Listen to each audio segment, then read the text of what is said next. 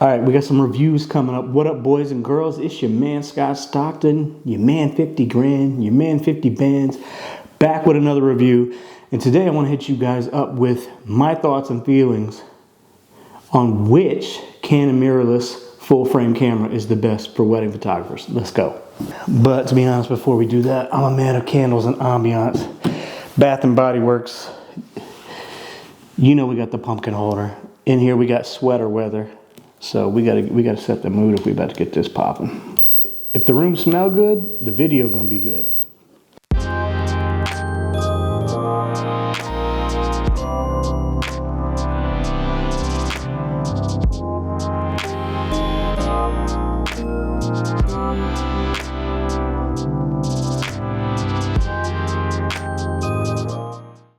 Boom, what it is, y'all. I got my lights on now. So we are ready for the review. I want to let people know maybe a little bit of my background history before we dive into this.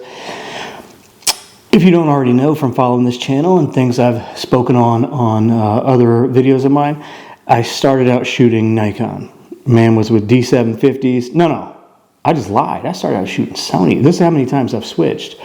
I'm like that friend in college that can't pick a sports team and be loyal. He'd be bouncing around from whoever's winning. I started with Sony, had an A7, A7R, A6000. Then I jumped and left to Nikon. I went with D750s, and then I got Nikon Z6s, and then I had an issue with support from Nikon, so man jumped again. I dabbled with some Fuji. Wasn't messing with that. I couldn't get down with the crop sensor, and I didn't want to go medium format. Then I went back to Sony, had A7R3, A9. Then I jumped, now I'm just full-blown Canon. Today we want to talk about which Canon mirrorless body, full-frame body, is right for the professional wedding photographer. So I think the best thing we could do first is to just start out talking about, for me, which one the loser is. And that would be this guy right here, the Canon R3.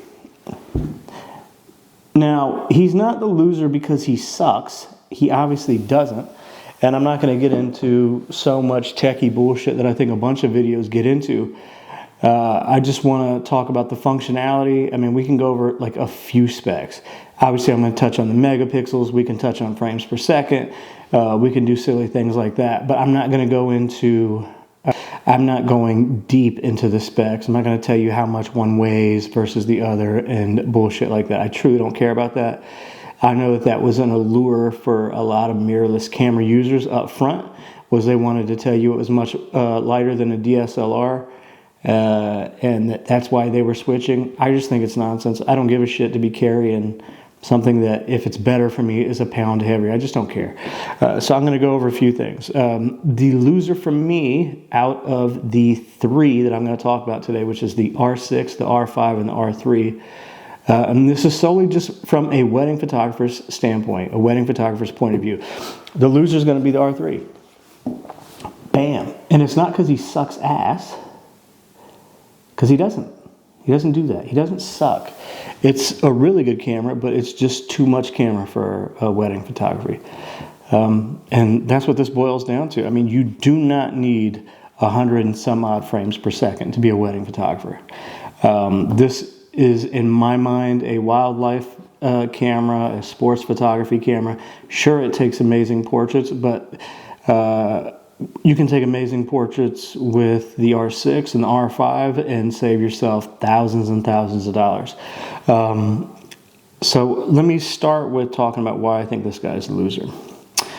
Obviously the price. Right now you're looking at paying $6,000 for this bad boy. That's a lot of money.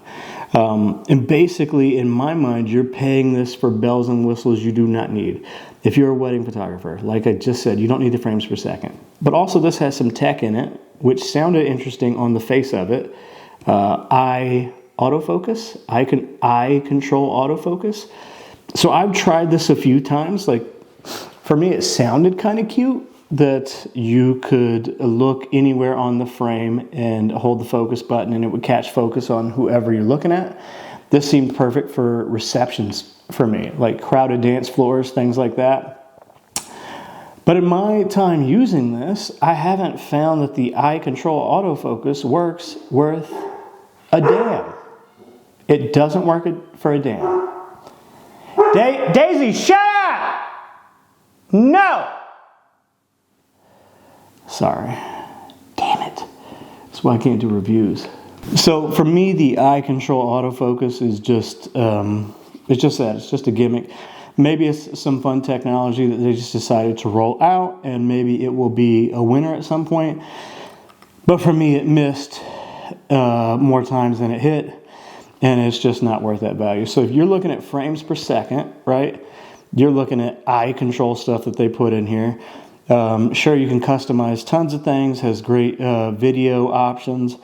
But to me, with a price tag of $6,000, frames per second that you do not need, eye control autofocus that you do not need and that does not work, rules this guy out. And I'm going to tell you another thing really quick before we run on to the next ones. He's coming in third place for me as a wedding photographer. I want to talk about the battery, because you got this big ass battery.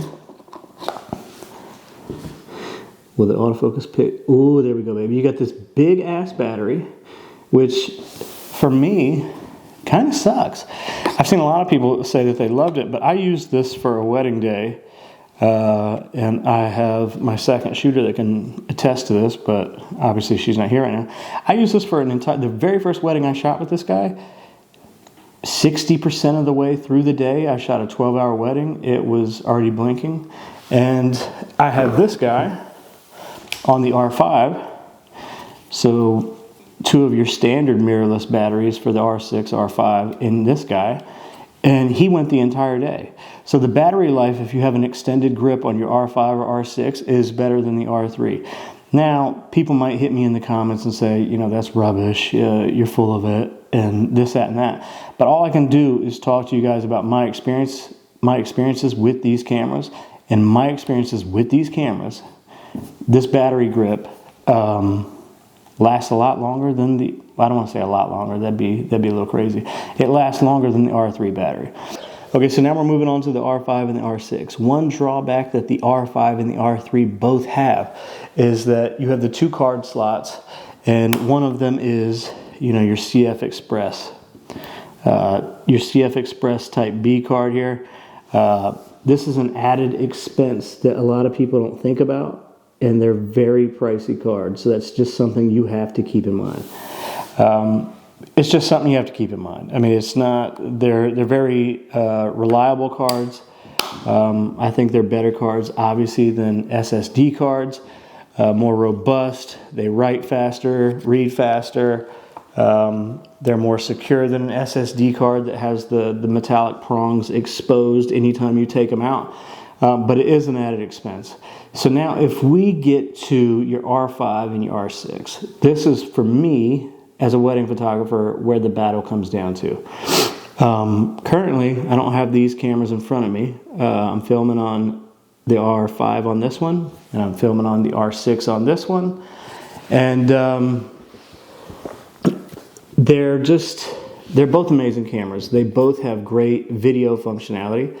I would tell you that the R5 obviously has more things that you can do with video than the R6. It can obviously shoot in 8K. Nobody is doing that because they overheat. Obviously, they came out with the EOS R5C, I believe, the Cine R5, where I think they address some of these issues. And I think they have addressed some of these issues in firmware updates as well. I'm speaking on this, the review of these two coming head-to-head, being the best Canon mirrorless wedding photographer camera from a photographic standpoint, not videography. But obviously, both cameras are really good at handling video as well. The R5 kind of gets the check mark for video over the R6. When it comes to megapixels, for the R5 you have 45 megapixels. For the R6 you have 20 megapixels, which this day and age, I've seen people with 12 megapixels get their photos blown up and they still look great. So I don't think now with tech and editing software, and enhancing and AI and things like that. Megapixels, as far as big prints, are, you know, are the thing that relies on whether or not you can buy a camera, because you can get a big print of a 20 megapixel photo and it looks amazing. So for me, when it comes down to the R5 versus the R6, like what we just talked about, the R5 has more megapixels. I tend to lean towards having a camera that might have a little more, even though it doesn't affect big prints per se.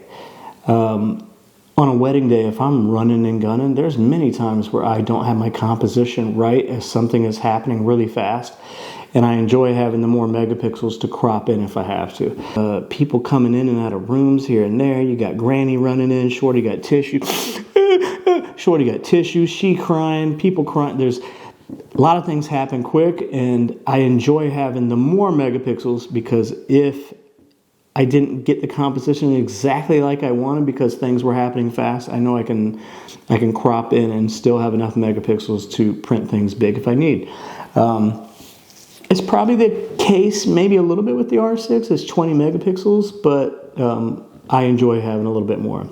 As far as frames per second go on both cameras, you're getting 12 frames per second mechanical, and you're going to get 20 frames per second electronic. So they're both the same. There's no one camera handles that better than the other. And then you come to the price. The R6 is $2,500. The R5 is basically around $4,000 or $3,900, depending on where you're looking, and rebates and things like that. So the R5 is more expensive, handles video better, bigger megapixels, but the same frames per second. Both mechanical and electronic, and the same, in my mind, color. I read in some places, and I don't have enough time to really give a shit about tracking this down, that the R5 had upgraded color science, and the R6 and the R3 has upgraded. I don't care. All the Canon colors are great. But the most important thing is they both share the same autofocus as well. So for me, and this is where we're coming to the conclusion of this, and throughout this entire video, I'm going to be showing you guys sample photos from all three cameras. All three cameras take amazing photos. Amazing color. Super easy to handle. The white balances and the raw files from all three are amazing. It comes down to me, price, and functionality.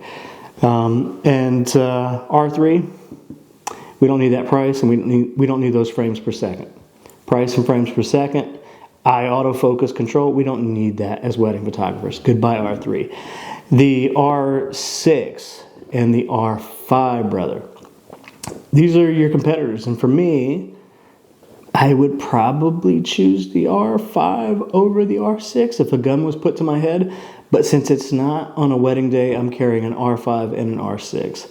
And I use different ones in different situations. When the light is great, obviously more megapixels mean there could be some more noise. I'm going R5. R6, like the receptions and dancing and things later in the night where it's dark, I'm going R6 because I can recover things from the shadows and have less noise in a 20 megapixel sensor than a 45. So that being said, the R3 is out. You know, if you're shooting sports and beavers and shit like that, great, get the R3. But for a wedding photographer, it's the R6 and the R5. And if I am somebody out there that is just getting into weddings, or I'm somebody out there that doesn't care so much about humongous prints, like the size of the flag behind me, damn, I didn't want to do this, but I'm going to pick a definitive winner. The R6 is the winner. I'd go R6.